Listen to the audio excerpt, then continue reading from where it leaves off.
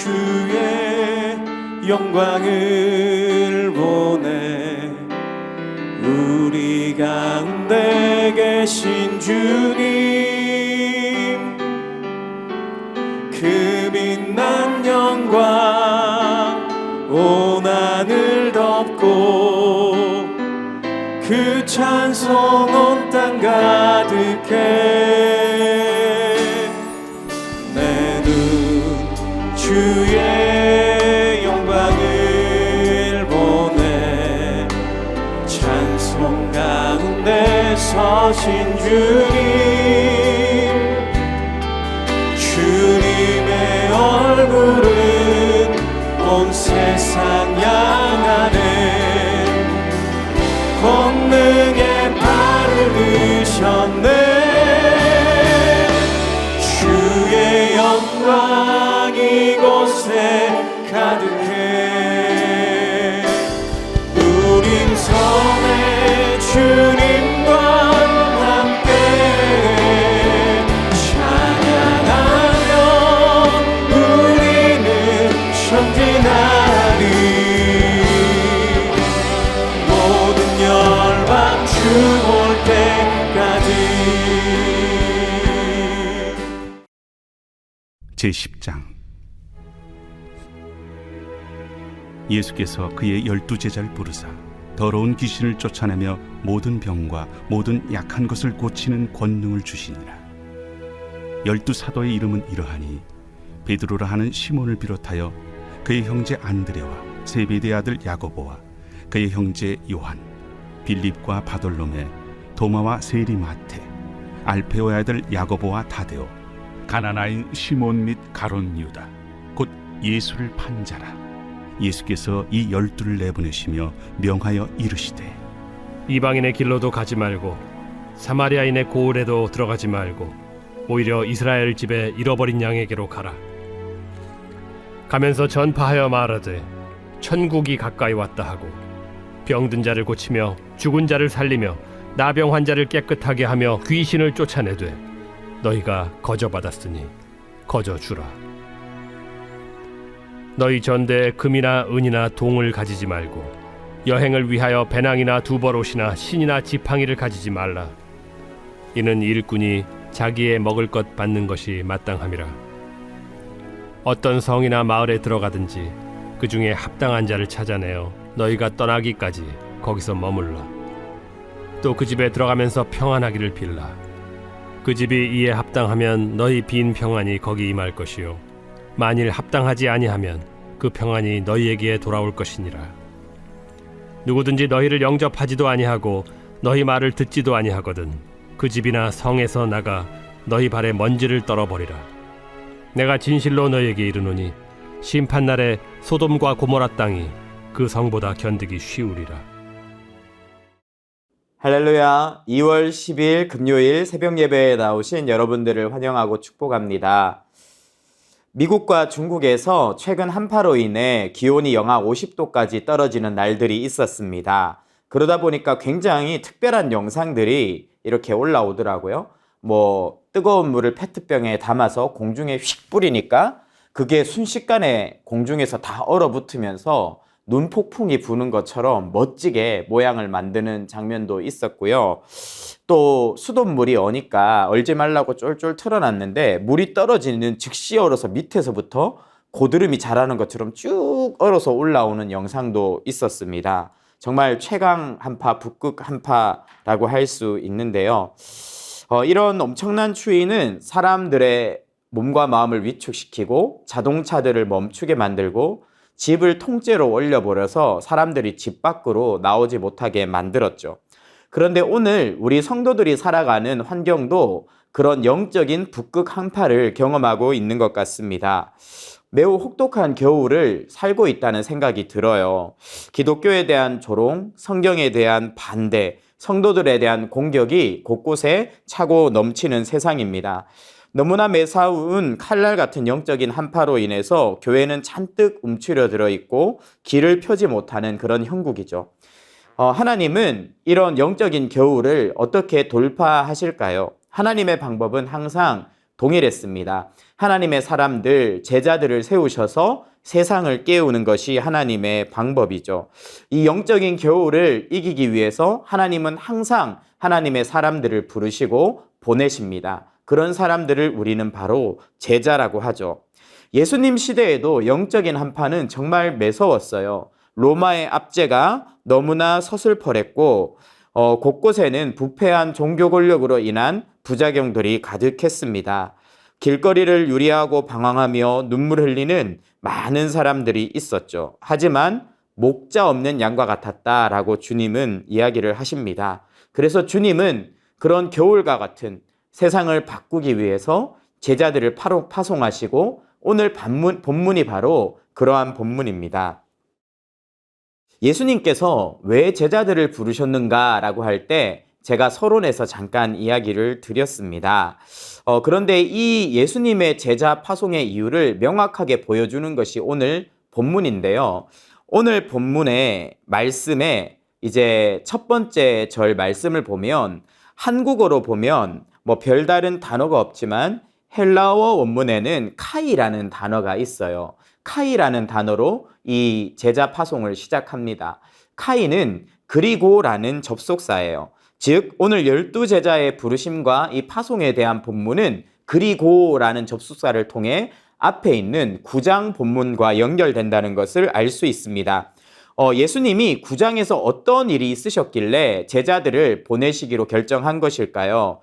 9장 35절 말씀에 이렇게 써 있습니다. 예수님께서 모든 도시와 마을에 두루 다니사 그들의 회당에서 가르치시며 천국 복음을 전파하시며 모든 병과 모든 약한 것을 고치시니라.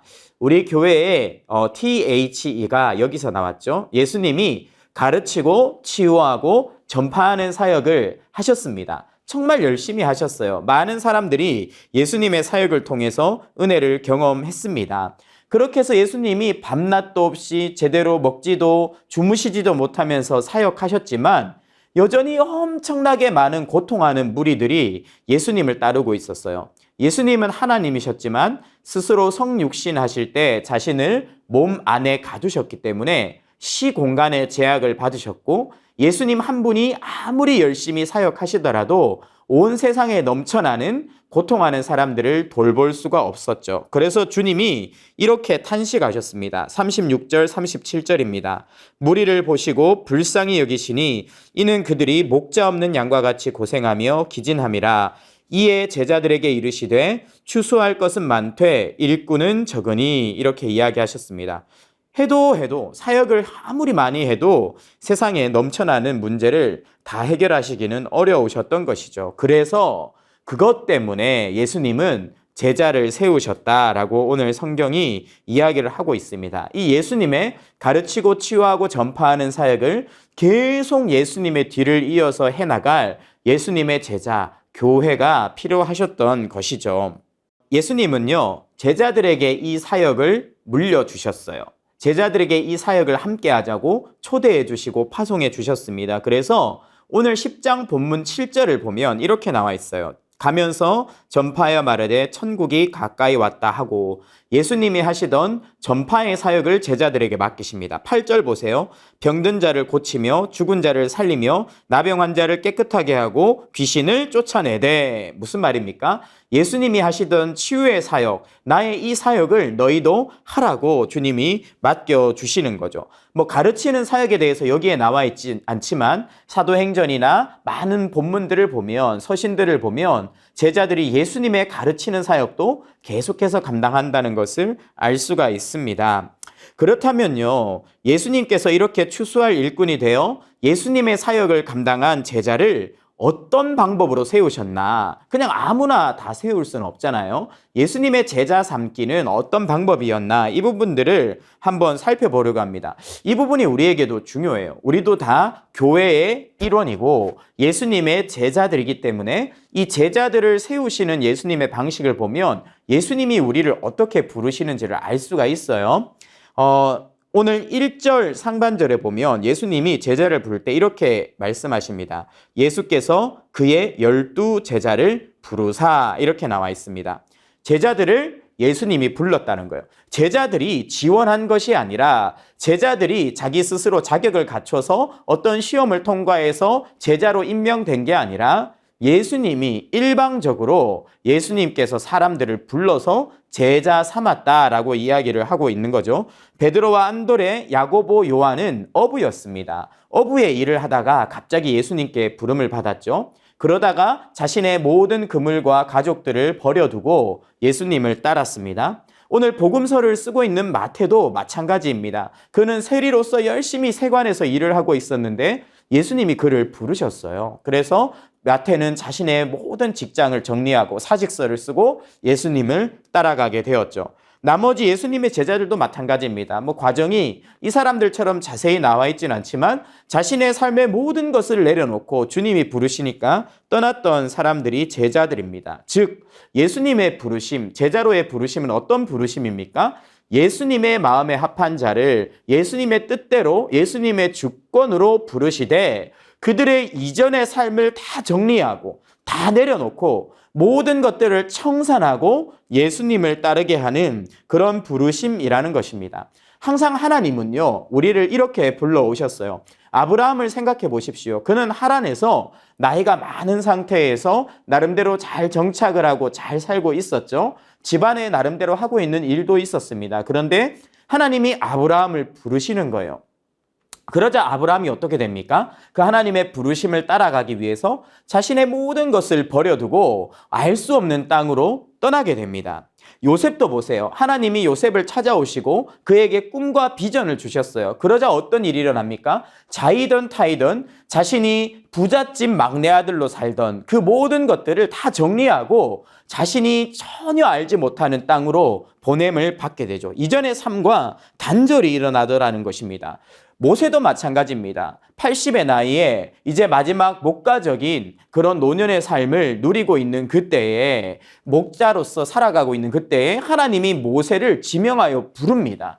그러니까 어떻게 됩니까? 그 모든 익숙했던 땅, 모든 직업, 그의 마지막 인생의 여정을 다 내려놓고 이집트를 향해서 싸우러 떠나게 되죠. 기드온도 마찬가지입니다. 포도주 틀에서 타작을 하고 있었는데 주님이 부르시니까 그 모든 것들을 내려놓고 청산하고 우상을 찍어 쪼개고 주님의 부르심을 따라가기 시작하는 겁니다. 오늘도 우리를 교회로 제자로 부르시는 예수님의 부르심은 이런 부르심입니다. 내가 자격이 부족하고 내 모든 것이 연약하지만 주님이 나를 사랑해서 나를 부르셨기에 우리가 이전에 우리의 삶을 내려놓고 우리의 모든 연약함을 주님 앞에 내려놓고 모든 우리의 욕심과 이기심을 내려놓고 주님을 따르는 것, 이것이 주님이 제자를 부르시는 첫 번째 방법입니다. 두 번째로요, 예수님은 제자들에게 능력을 주셨어요. 부른 다음에 어떻게 하셨냐면 능력을 주십니다. 1장 B절을 보면, 하반절을 보면 더러운 귀신을 쫓아내며 모든 병과 모든 약한 것을 고치는 권능을 주시니라, 이렇게 나와 있습니다. 예수님이 우리를 부르신 다음에 우리를 보내려고 하시는 것은요, 전쟁터입니다. 우리보다 더 강하고 엄청나게 어마어마한 진을 구축하고 있는 견고한 요새와 같은 마귀의 진영을 허물기 위해서 우리가 군대로 파송을 받는 것이죠. 제자로 파송을 받는 것이죠. 근데 우리는 그런 마귀의 세력을 이길 힘이 없는 거예요. 그래서 어떻게 하라는 겁니까? 우리에게 주님이 권능을 주신다는 겁니다. 우리 안에 있는 것으로 하는 게 아니라 나의 재능과 나의 달란트와 나의 어떤 자격으로 하는 게 아니라 나의 힘으로 할 수 없기 때문에, 나의 어떤 무기도 이 영적의 전쟁에서는 통하지 않기 때문에 주님이 하늘의 능력을 우리에게 부어주심으로 이 사역을 감당하게 하신다는 거죠. 그래서 사도행전 1장 8절에 예수님은 사도들에게 이렇게 말씀하십니다. 오직 성령이 너희에게 임하시면 너희가 권능을 받고 예루살렘과 온 유대와 사마리아와 땅끝까지 이르러 내 증인이 되리라. 무슨 말씀입니까? 너희가 나에게 쓰임받는 사도가 되기 위해서, 교회가 되기 위해서는 하늘의 능력을 받아야 되고, 그러려면 기도해야 된다. 성령을 받아야 된다. 이렇게 이야기를 하셨죠. 그래서 제자들은요, 오순절 날까지 치열하게 몸부림치며 기도했고, 하늘의 불과 같은 능력을 다운로드 받아서 이 땅을 변화시키는 하나님의 제자로, 예수 그리스도의 제자로, 일꾼으로, 사도로 쓰임을 받았던 것입니다. 마지막으로 세 번째입니다. 예수님은 제자들을 보내셨다라고 이야기를 합니다. 어떻게 하셨습니까? 5장 A절입니다. 예수께서 이 12를 내보내며 명하여 이르시되, 무슨 말입니까? 예수님이 이 12명의 제자들을 내보냈다, 이렇게 이야기합니다. 이 내보내다라는 헬러 단어가 아포스텔로고요. 이들이 1절에서는 제자라고 불리다가 2절에는 갑자기 사도라는 이름으로 불리는데, 이 사도라는 단어가 아포스텔로스입니다. 비슷하죠. 굉장히 비슷한 단어입니다. 즉, 이 사도라는 말 뜻이 뭐냐면요, 보내심을 받은 자, 이런 뜻입니다. 즉, 제자들은 누구냐 하면요, 예수님의 일을 하기 위해서 능력을 받아서 이 세상에 영적 전쟁터에 보냄을 받은 사람들이 바로 제자라고 이야기를 하는 겁니다. 그런데 사실 이 부분이 잘 되지 않는 것 같아요. 우리는 교회에 모이는 것도 좋아합니다. 그래서 예배 드리는 것도 좋아합니다. 그리고 하나님의 능력을 공급받기 위해서 기도하고 훈련하고 준비하는 것도 좋아하는 것 같아요. 그런데 3단계에서 우리가 많이 넘어집니다. 여기가 좋사오니 그냥 이곳이 좋습니다 하고 머물게 되기가 쉽죠. 초대교회도 그런 성향들이 있었던 것 같습니다. 주님은 우리를 보내기 위해서 불러 모았는데 계속 우리끼리 똘똘 뭉쳐 있을 때 주님이 어떻게 하면 흩으시는 거예요. 초대교회에 스데반의 사건이 일어나고 바울로 인한 큰 박해가, 그때는 사울이었죠. 사울로 인한 큰 박해가 일어나면서 교회가 갑자기 흩어질 수밖에 없었던 것처럼 주님이요, 우리들끼리만 계속 좋아하고 우리들끼리만 행복해하고 있으면 그냥 두지 않으십니다. 반드시 우리가 사명을 감당하기 위해서 우리의 사명지로 나가도록 우리의 등을 떠미시는 거죠. 그래서 혹시나 요즘 내 삶에 예기치 않은 고난이 찾아오고 어려운 일들이 찾아오는 분들이 있으십니까? 고난에는 참 많은 이유가 있고 주님의 뜻이 있지만 그 중에 하나가 성경은 뭐라고 이야기합니까? 우리를 보내기 위해서, 우리가 머물러 있지 않고 주님이 원하시고 기뻐하시는 사명을 감당하는 사명자로 살게 하기 위해서 우리에게 고난을 주신다. 고난을 통해서 우리가 엉덩이를 떼고 주님의 사명지로 걸어가게 하신다라고 성경은 이야기하고 있는 것입니다. 그러면 이런 제자의 삶을 들을 때 참 많이 우리가 부담스럽고 또 내가 이런 삶을 살 수 있을까 걱정하실 수 있는데요. 걱정하지 마세요. 여기에는 우리에게 부담감만을 주는 것이 아니라 축복이 있습니다. 먼저 첫 번째 축복이 뭐냐면요, 주님이 이 과정들을 다 주도하신다는 겁니다. 우리가 스스로 제자가 될 수가 없어요. 내가 지원한 적도 없고요, 나에게는 능력도 없고요, 어디로 가야 될지를 몰라요. 그래서 우리는 제자로 살기가 어렵습니다. 그런데 우리가 제자의 길을 갈 수 있는 이유가 뭐냐면 이 제자들을 세우시는 주님의 모습을 보세요. 다 주님이 알아서 하시는 거예요. 주님의 주권대로, 주님의 뜻대로 하시는 거예요. 이 축복이 우리에게 옵니다. 우리가 하려고 하지 않아도 우리가 예수님만 따라가면, 예수님만 사랑하면, 그분을 신실하게 믿으면 예수님은요, 주님의 뜻대로 우리를 부르시고 우리를 채워주시고 우리로 하여금 사명의 자리로 갈 수 있도록 인도해 주신다는 겁니다. 우리는 십자가를 지고 따라가지만 주님이 십자가를 지고 따라올 수 있도록 도와주신다. 주님이 이 모든 것을 하신다라고 하는 겁니다. 그래서 너무 용쓰지 않아야 돼요. 오히려 우리가 해야 될 일은 딱 하나입니다. 우리가 힘쓰고 애쓸 것은 딱 하나입니다. 예수 잘 믿는 거, 예수님 더 사랑하는 거, 그분과 더 가까이 교제하는 거, 그분과 가까이 가고 그분을 더 많이 사랑할수록 우리는 더 힘있고 능력 있는 예수의 제자가 될 것입니다. 또 하나의 축복이 있습니다. 그게 뭐냐면요, 2절부터 4절에 쭉 보면 제자들의 이름이 쭉 써 있는데 제자들의 공동체가 소개되고 있어요. 주님은 우리가 제자로서 살아갈 때 공동체라는 선물을 주세요. 나 혼자 제자가 되지 않는다는 겁니다. 공동체 안에 소속되게 하세요. 그런데 이 12제자의 명단을 보면 이들이 서로 잘 안 맞아요. 맨날 자리 때문에 싸우고 눈치 싸움하고 권력 경쟁을 합니다. 거기다가 예수님을 배반하기도 하고 심지어 예수님을 죽게 만든 제자도 있어요. 늘 탈이 많았던 그 공동체에 이들을 부르시는 거죠. 마찬가지입니다. 우리도요, 예수님을 따라갈 때 예수님이 우리에게 공동체를 선물해 주세요. 그런데 우리가 선물 받은 공동체는요, 보물상자 같은 곳이 아닙니다. 내가 원하는 것이 뚝딱뚝딱 나오는 그런 곳이 아니고 내 기분을 좋게 만들어주고 나에게 살맛나게 만들어주는 그런 동호회가 아니에요. 거기는요, 수많은 부딪힘이 있는 공동체예요. 공동체 안에서 우리는 주의 일을 감당하다 보면 참 많은 트러블과 아픔과 상처를 받게 되는 경우가 있습니다. 그런데 그것이 주님의 축복이라고 이야기합니다. 제자들이 이런 과정을 통해서 서로 연단되어지고 깎여 나갔던 것처럼 우리도 공동체 안에서 함께 주를 섬길 때 수많은 어려움을 겪으면서 내가 자라는 거예요. 내가 성장하는 거예요. 내 안에 모난 부분이 다듬어지는 거예요. 주님은요, 이 섬김을 통해 제자의 삶을 통해서 더 성숙하고 아름다운 보석과 같은 인격으로 우리를 다듬어 가신다는 겁니다. 그렇게 우리가 보석과 같이 다듬어질 때 어떤 일이 일어나요? 5절, 6절 보세요. 딴 데 가지 말고 이스라엘 집의 어린 양에게 가라. 멀리 가지 말고 가까운 곳에부터 영향을 미쳐라. 우리가 공동체 안에서 축복받아서 성장하고 다듬어져 갈 때 어떤 일이 일어나냐면요, 우리 가까이에 있는 사람들이 복을 받아요. 우리 때문에 행복해지고 우리의 변화를 나의 아내가, 나의 배우자가, 내 자녀들이 알게 되고 우리 가족이 행복해지고 내가 있는 직장의 동료들이 나 때문에 행복해지는 일이 일어납니다. 진짜 제자는요, 멀리 가는 사람이 아니에요. 내가 있는 그곳에서부터, 온 유대 땅에서부터 선한 영향을 미치면서 사람들에게 복의 통로가 되는 사람, 그 사람이 제자라고 이야기합니다. 그리고 또 9절과 10절에 보면 은과 금을 가지지 말라. 무슨 말입니까? 내가 재정적이고 너의 생활을 책임져 주겠다. 이런 축복도 주님께서 허락해 주시고요. 마지막으로 12절, 13절을 보면 네가 평안하길 빌고 합당하면 거기에 평안이 임할 것이요. 그것을 거부하는 자에게는 소돔과 고모라보다 더 심각한 심판이 임할 것이라고 하시죠. 무슨 말입니까?